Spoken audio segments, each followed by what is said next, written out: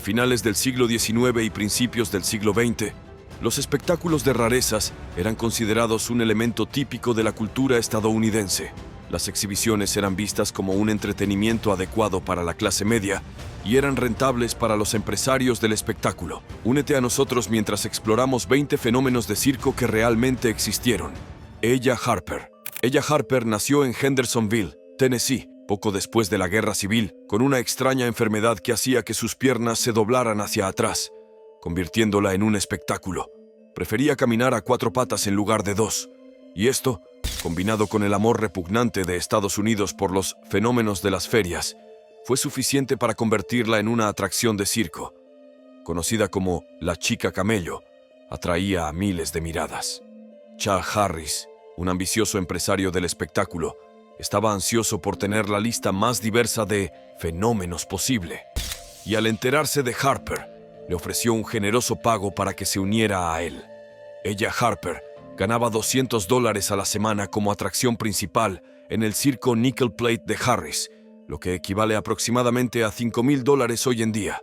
Esto le permitió tener un hogar mientras seguía una carrera lucrativa. Sin embargo, su carrera la humillaba con frecuencia. Además del término despectivo Chica Camello, Harper también fue presentada en el escenario con un verdadero camello, alentando a los espectadores a maravillarse con las similitudes. Harper estaba decidida a renunciar y, finalmente, después de un año de pagos semanales de $200, lo hizo. Las actividades posteriores al circo de Ella Harper son desconocidas, pero se cree que buscó educación y regresó a su hogar nativo inmediatamente después de dejar el circuito de ferias. Eventos trágicos parecían seguirle, ya que su padre murió en un incendio en 1890, y el hermano de Harper, Willie, falleció aproximadamente 5 años después. Los gemelos siameses, Chun e In, nacieron en Siam, ahora Tailandia, en 1811, con una banda de carne de 4 pulgadas que los conectaba en el pecho. Chang y Eng, como se les conoció en Occidente, dejaron Siam siendo adolescentes para perseguir una carrera, mostrando su anormalidad física. Los hermanos rápidamente se convirtieron en objetos de fascinación, y sus vidas personales se convirtieron en objeto de especulación.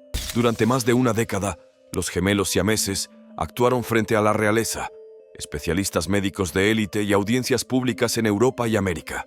Para la década de 1830, Chang y Eng se habían convertido en nombres muy conocidos, tan famosos que los futuros gemelos unidos serían llamados gemelos siameses. Durante siglos, han servido como inspiración para poemas, obras de teatro, novelas y biografías. Son relevantes en las discusiones actuales sobre el sur del siglo XIX, raza, cultura popular, estudios asiáticos y estudios de discapacidad como inmigrantes asiáticos en el sur de Estados Unidos, esclavizadores, empresarios del espectáculo y curiosidades humanas. Persilla Lauter. A lo largo de su larga vida, Persilla Lauter fue conocida por muchos nombres diferentes. Originalmente etiquetada como la Niña Peluda, luego fue apodada la Chica Mono, pero aquellos cercanos a ella probablemente la recordarán como Persilla Vejano, la amada esposa de Emmett, el hombre con piel de cocodrilo.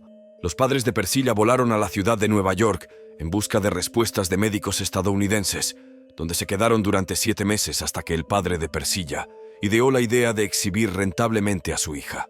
El padre de Persilla no era un especulador. Simplemente vio la oportunidad de aprovechar la situación que la naturaleza le había impuesto a su hija. Sin embargo, su comprensión deficiente del inglés y los negocios dificultó la promoción de Persilla, así que buscó ayuda del empresario Carl L. Lauter. Lauter se sintió ofendido de que el público se refiriera a Persilla como una chica mono y contraatacó enojado contra cualquiera que la llamara fenómeno. Pero el título de chica mono persistió, y Lauter cedió y comenzó a emparejar abiertamente a Persilla con un mono entrenado llamado Josephine. Sin embargo, debido a que las dos atracciones se yuxtapusieron, él pudo haber tenido la última risa. Persilla saludaba dulce y entusiastamente a los visitantes de su exhibición, pero Josephine fumaba y escupía groseramente. Persilla falleció mientras dormía en febrero de 2001. Schlitzie Surtees. Schlitzie fue un destacado artista de ferias y espectáculos que apareció en casi todos los circos importantes del siglo XX. Nació con una condición conocida como microcefalia en 1901. Este trastorno resulta en un cerebro, cráneo y cabeza pequeños, así como un cuerpo subdesarrollado. Schlitzie, cuyo nombre real podría haber sido Simon Metz, fue criado en hogares de acogida antes de unirse al circo. Solo podía comunicarse en frases y oraciones cortas, ya que tenía la capacidad mental de un niño de 3 o 4 años. Pero también tuvo que lidiar con audiencias burlonas que lo llamaban fenómeno, cretino y imbécil. Obtuvo un gran avance en 1932, cuando fue seleccionado para la película Freaks. Aunque la película fue criticada, lo elevó momentáneamente a la fama. Sin embargo, su breve estatus de celebridad no pudo salvarlo de la brutal realidad de la vida circense. Aunque el entrenador de chimpancés George Surtees lo acogió y cuidó como a un hijo, Surtees murió poco después. Frances O'Connor, quien nació sin brazos, aprendió a comer, beber, escribir y coser exclusivamente con sus pies, todo por sí misma. Se unió a los hermanos Ringling a los 15 años mientras vivía en Sheridan, con su madre como su manager. Aunque el circo Ringling Brothers era el más grande, O'Connor comenzó en el escenario en Wyoming, primero con el circo Barnes y luego con los circos Sells Floto y Colt Brothers, donde la promocionaron como la Venus de Milo Viva. El acto de O'Connor consistía principalmente en realizar actividades que el público daba por sentado, como beber vino o cerveza, comer un bistec o escribir una carta.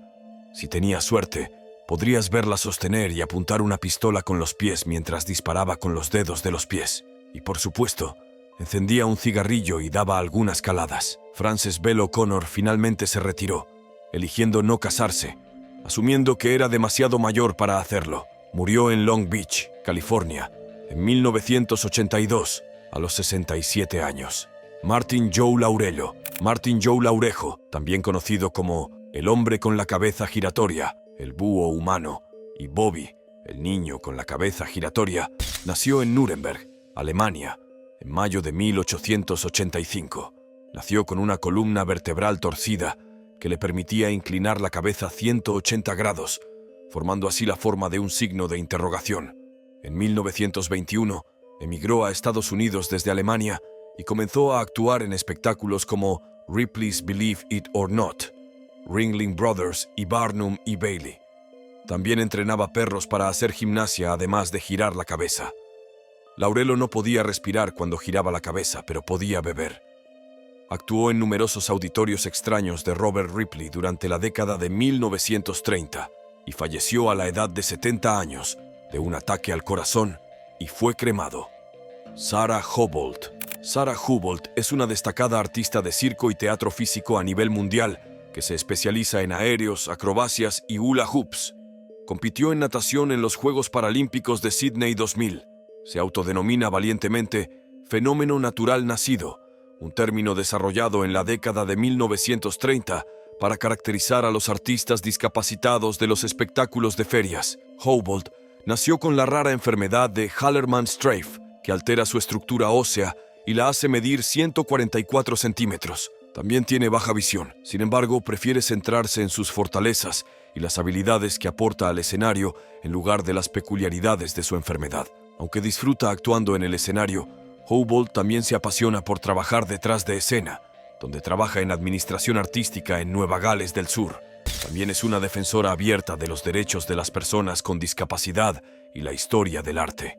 Disfruta de relacionarse con la comunidad de ferias en parte porque tiene la intención de combatir conceptos erróneos y connotaciones negativas asociadas con el término fenómeno y la industria de las ferias. Lalo Ramparsad, originario de Ovonin, Oud, nació con un gemelo parásito que sobresalía de su pecho. El hermano, a veces vestido como una hermana, tenía brazos, piernas y un pene funcional. Todo lo que necesitaba era su propia cabeza. A pesar de ser musulmán, fue promocionado como el feliz hindú saludable en ferias y espectáculos. Un empresario inglés lo descubrió en 1888 y lo llevó de vuelta a Europa para exhibirlo. Lalo llegó a Estados Unidos en 1891 y viajó con la mayoría de los principales espectáculos de ferias, incluidos Ringling Bros. Y Barnum y Bailey. En 1905, mientras se dirigía a México con el circo Norris and Row, murió en una catástrofe ferroviaria. Máximo y Bartola hicieron su debut en 1848. En el espíritu del descarado marketing, La artimaña de su manejador no solo prolongó sus extensas carreras, sino también las carreras de 2 generaciones por venir. Máximo y Bartola nacieron microcéfalos y eran originarios del pueblo de San Salvador de Decorah. Más tarde fueron vendidos a un promotor estadounidense llamado Morris. Morris ideó una historia increíble para presentar a los niños al público estadounidense. En ese momento, Estados Unidos estaba cautivado por la exhibición de maravillas etnológicas. Debido a descubrimientos y publicaciones recientes, el interés en la civilización maya estaba en su punto más alto. Morris produjo un folleto de 48 páginas junto con su exhibición de Máximo y Bartola para aprovechar el nuevo apetito del público. La intrincada narrativa real sobre el descubrimiento de Máximo y Bartola en un templo azteca en una ciudad desaparecida se contó en La vida de los niños aztecas vivos. Según el folleto, Máximo y Bartola fueron descubiertos agachados en altares y eran miembros de una raza sagrada adorada durante mucho tiempo por la gente de la ciudad. Morris vistió al dúo con atuendos de estilo azteca para respaldar esta afirmación. Ambos llevaban trajes con soles aztecas bordados en el frente y dejaron crecer sus cabellos. Su pequeño tamaño, junto con sus cráneos proporcionalmente pequeños, les daba una apariencia muy única. Pero, ¿pensaría la gente común que pertenecían a una raza perdida hace mucho? En lugar de descartar estas afirmaciones extravagantes, el público en general creía en la presentación. Máximo y Bartola fueron considerados los últimos sobrevivientes de una antigua civilización por quienes los veían. Se dice que estuvieron en exhibición hasta 1901, bajo la supervisión de varios gerentes sucesivos, y los detalles de su eventual fallecimiento son desconocidos. Miniatura. Nuestra miniatura es inquietante, por decirlo menos, con la imagen de la izquierda mostrando a un hombre con una especie de traje extraño, empujando lo que parece ser un implemento agrícola, y la imagen de la derecha es de un hombre con un rostro hogareño, o tal vez una máscara aterradora que no parece muy amigable. Johnny Eck. Eck no nació cortado a la mitad, pero tenía piernas pequeñas y no funcionales que ataba cerca de su cuerpo con un aparato personalizado. Nacido con un hermano fraterno llamado Robert, que estaba completamente formado y se parecía a él, los dos realizaron un truco notorio en el espectáculo de magia de Raja Raboid en 1937. Raboid pretendía ver a Robert cortado por la mitad, y Johnny saldría de la caja con las piernas cercenadas. Durante este acto, se sabía que los espectadores se desmayaban o escapaban del teatro. Johnny se unió a un espectáculo de feria en solitario en 1923, con su hermano acompañándolo para vigilarlo. Era conocido como el Hombre Mitad y trabajó para Ringling Brothers Barnum y Bailey, Ripley's Believe It or Not y la Feria Mundial de Chicago de 1933. Además de Freaks, interpretó a Goonie Bird en 3 películas de Tarzán. Luego regresó a su lugar de nacimiento en Baltimore, donde compartió casa con su hermano Robert. En un parque de diversiones cercano, los dos dirigieron una sala de juegos de centavos y un paseo en tren para niños. En sus últimos años, se enfocó en sus pasatiempos de pintura en pantalla y representar obras de teatro para los niños del vecindario. Millie y Christine. Millie y Christine McCoy fueron gemelas unidas nacidas el 11 de julio de 1851 en el condado de Columbus, Carolina del Norte, de padres esclavos Jacob y Monemia, quienes pertenecían al herrero Jabez McKay. Las gemelas McCoy atrajeron atención y escrutinio desde el momento en que nacieron. Las hermanas estaban unidas en la parte inferior de la columna vertebral y compartían una pelvis, pero cada una tenía sus propios 2 brazos y piernas. En la edad adulta, se referían a sí mismas como Millie y Christine, una sola persona. Se dice que el dueño de las gemelas las vendió por $1,000 a un empresario interesado en exhibirlas en circos de ferias. Finalmente terminaron en posesión de otra persona, Joseph Pearson Smith, quien se pensaba que era un comerciante adinerado. Las niñas eran conocidas como Millie y Christine Smith, mientras estaban bajo el cuidado de Smith. Su propietario las alquiló a otros espectáculos itinerantes. En el mismo año, un empresario encargado de exhibir a las hermanas las secuestró a Smith y las llevó a una exposición privada donde fueron presentadas discretamente a grupos científicos e inspeccionadas por médicos. Después de casi 3 años lejos de su dueño legal, las gemelas fueron vendidas a otro empresario que las exhibió en un museo en Filadelfia. Se trasladaron rápidamente a Inglaterra. Millie y Christine ya no eran esclavas después de la proclamación de emancipación de 1863, pero eligieron quedarse con los Smith y continuar actuando en el circo como un dúo de canto en lugar de atracciones de feria. Prince Randian. Prince Randian podía enrollar cigarrillos, encenderlos e incluso afeitarse la cara solo con su boca. Era conocido como el hombre serpiente, el tronco humano y la oruga humana. Con cualquiera que se le conociera, cuando se levantaba el telón y el foco se posaba en Prince Randian, no había duda de que la multitud se sorprendía por lo que veía. Prince Randian, que medía solo 3 pies de altura, era una vista impactante. Sus brazos eran simplemente muñones que se detenían en sus hombros, y sus piernas eran prácticamente inexistentes. Se parecía más a una oruga que a un hombre en su traje a rayas rojas y blancas de una sola pieza. P.T. Barnum, su empleador de espectáculos, se aprovechó de esto. A lo largo de su carrera en espectáculos, se movía por el escenario y realizaba trucos solo con su boca. Randian murió de un ataque al corazón el 19 de diciembre de 1934, apenas horas después de dar su última actuación después de más de 40 años de presentaciones.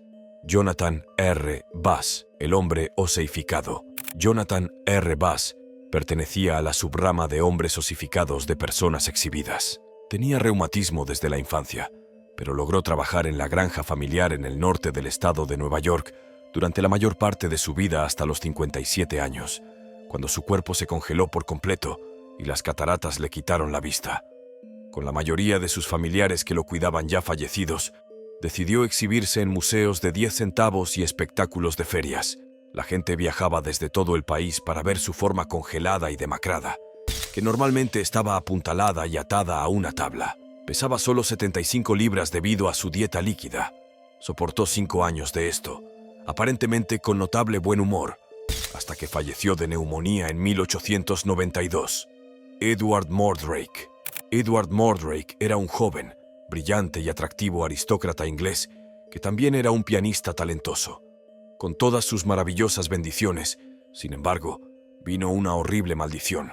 Mordrake tenía un segundo rostro terrible en la parte posterior de su cráneo, además de su hermoso rostro normal. El segundo rostro fue descrito como encantador como un sueño y horrible como el diablo. Esta extraña faz poseía una inteligencia de un tipo maligno. Cuando Mordrake lloraba, el otro rostro sonreía y se burlaba. Mordrake estaba atormentado por su gemelo diabólico, que lo mantenía despierto por la noche susurrándole cosas que solo se mencionan en el infierno. El joven aristócrata finalmente enloqueció y se internó a la edad de 23 años, dejando atrás un mensaje pidiendo que el rostro demoníaco fuera removido después de su muerte. La noticia del hombre con 2 rostros viajó rápidamente por América. El público exigía más información sobre Mordrake, e incluso los especialistas médicos abordaron la historia sin reservas. La historia de Mordrake fue publicada en el libro Anomalías y Curiosidades de la Medicina, escrito por médicos estadounidenses. Aunque los médicos eran oftalmólogos respetables con excelentes prácticas, fueron bastante crédulos en este caso porque, como resultó, la historia de Edward Mordrake era un engaño. Incluso las historias más extravagantes tienen un grano de verdad en ellas. La enfermedad médica conocida como duplicación craneofacial puede duplicar las características faciales de un embrión debido a la expresión anormal de proteínas. La historia de Edward Mordrake sigue sorprendiendo y engañando a la gente hoy en día. Aunque el hombre nunca existió, la historia se ha convertido en una leyenda urbana que seguramente seguirá levantando cejas durante muchos años más. Aloysia Wagner. Aloysia Wagner, más conocida por su nombre artístico Violeta, se trasladó de Alemania a Nueva York con su hermanastro y trabajó como vocalista en espectáculos de feria como Dreamland de Coney Island y el Ringling Bros. Barnum y Bailey Circus. Se desplazaba saltando de un lugar a otro en la parte inferior de su torso y era capaz de manipular objetos con la boca lo suficiente como para peinarse, vestirse, enhebrar una aguja y coser. Violeta estaba casada y llevaba su anillo de bodas alrededor de su cuello en un collar de oro. El atractivo abrumador y la belleza de Violeta, así como las complejidades de su manera bastante única de presentarse, se detallan en una excelente reseña de su espectáculo, escrita en 1940. Solo es un torso hermoso, sin brazos ni piernas, ni siquiera rudimentos de extremidades. Excepto por la ausencia de extremidades típicas, no hay indicio de deformidad en el elegante tronco, que podría competir con cualquier reina de la belleza o Venus nacional. De hecho, su presentación habitual, sin exageración, es la hermosa Venus sin brazos y piernas. Violeta murió en 1940. General Tom Thumb. En 1838 nació Charles Sherwood Stratton. Cuando tenía 6 meses, dejó de crecer. En 1847 comenzó a crecer nuevamente, aunque lentamente. Stratton había alcanzado una altura de 2 pies y 8.5 pulgadas para su 18º cumpleaños. A la edad de 5 años, comenzó a recorrer con P.T. Barnum como el General Tom Thumb, ganando fama y dinero que posteriormente le permitieron llevar un estilo de vida suntuoso y tener una relación comercial con Barnum. Tom Thumb murió de un derrame cerebral en 1883, a la edad de 45 años, 6 meses después de escapar milagrosamente de un terrible incendio en el Hotel New Hall de Milwaukee, que mató a 71 personas. Tenía 3.35 pies de altura y pesaba 71 libras en su punto máximo. Jack Earl. Jack Earl, nacido en 1906, medía 6 pies de altura antes de cumplir los 10 años. Tenía casi 7 pies de altura a la edad de 13 años. Su altura madura real es desconocida. Sin embargo, las estimaciones varían de 7 pies, 7 pulgadas a 8 pies, 6 pulgadas. Era tan alto porque sufría de un trastorno conocido como gigantismo acromegálico. Y aunque su altura podría ser útil en algunas situaciones, también podría ser perjudicial en otras. Earl era un actor de Hollywood que apareció en películas como Hansel y Gretel y Jack y las habichuelas mágicas antes de sufrir graves lesiones en una caída desde un andamio y retirarse de la industria. Poco después de su accidente, el Ringling Bros. Barnum y Bailey Circus se enteró de él. El espectáculo visitó la ciudad con Jim Tarver como su actual gigante en gira. Earl era significativamente más alto que Tarver y, sintiendo una oportunidad, Ringling Bros. Le ofreció un contrato de 1 año con el circo. Earl había declarado anteriormente que nunca participaría en un espectáculo de fenómenos, pero necesitaba trabajo, así que aceptó firmar el contrato a regañadientes.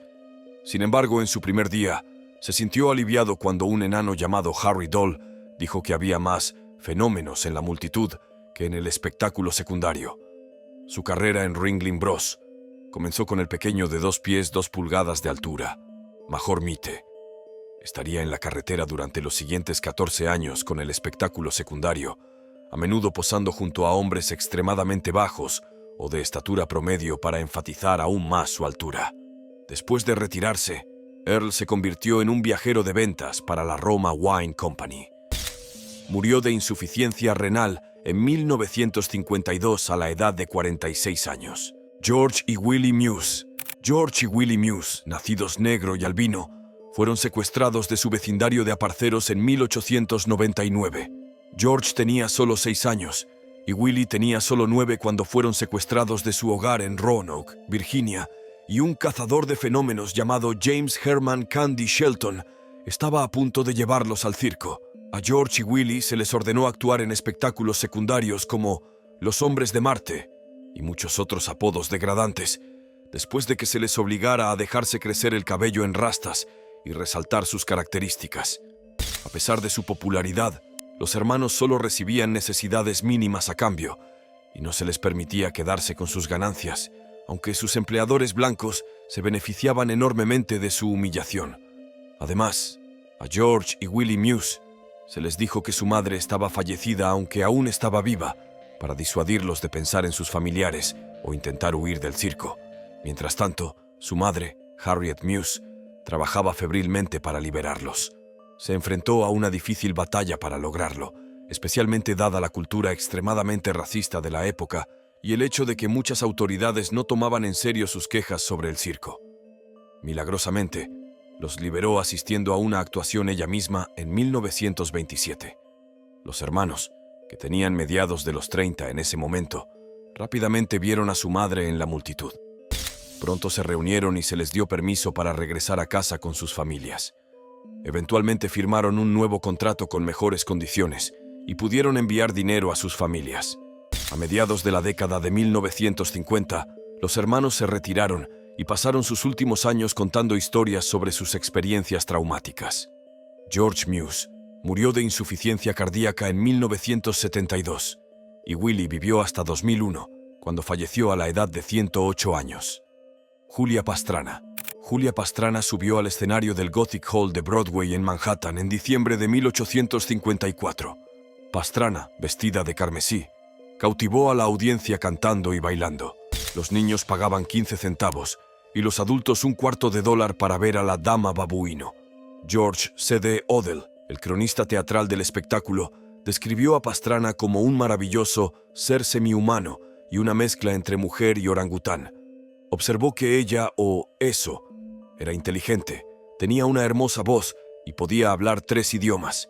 Julia Pastrana, anunciada como el eslabón perdido entre el mono y el hombre, fue examinada por varios médicos quienes emitieron certificados que se publicaron donde quiera que Pastrana fuera de gira, afirmando que no era una mujer en absoluto, sino más bien una nueva especie de híbrido entre humano y simio. La muerte de Pastrana no la liberó del escrutinio público. Su cuerpo fue exhibido por toda Europa durante décadas antes de ser finalmente almacenado en Noruega. La narrativa de Pastrana, sin embargo, nunca fue olvidada. Frank Lentini, el hombre de 3 piernas.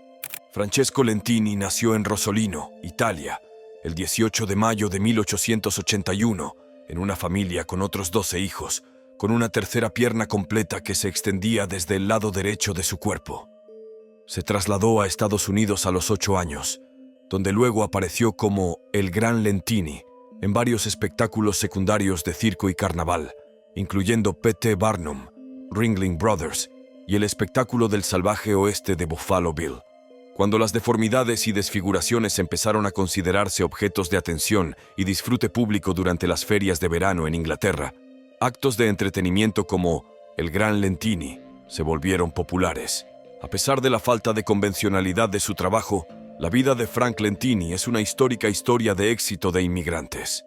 La mayoría de las personas pasan por la vida temiendo tener un encuentro traumático, pero los fenómenos nacen traumatizados y ya han pasado su prueba de vida. Según Diane Arbus, son aristócratas. Es triste ver cómo estos promotores de circo se lucraban a expensas de estas personas discapacitadas. Por otro lado, muchos de estos individuos no podían trabajar y el circo les proporcionaba un excelente salario. ¿Cuál fue tu favorito? Cuéntanos en los comentarios a continuación. Bueno, eso es todo por ahora. Si disfrutaste de este video, por favor danos un like y déjanos saber en los comentarios qué piensas. Mira nuestros otros videos y suscríbete para formar parte de la diversión. Haz clic en el icono de notificación para ver nuestros nuevos videos tan pronto como se suban. Gracias por ver y nos vemos la próxima vez.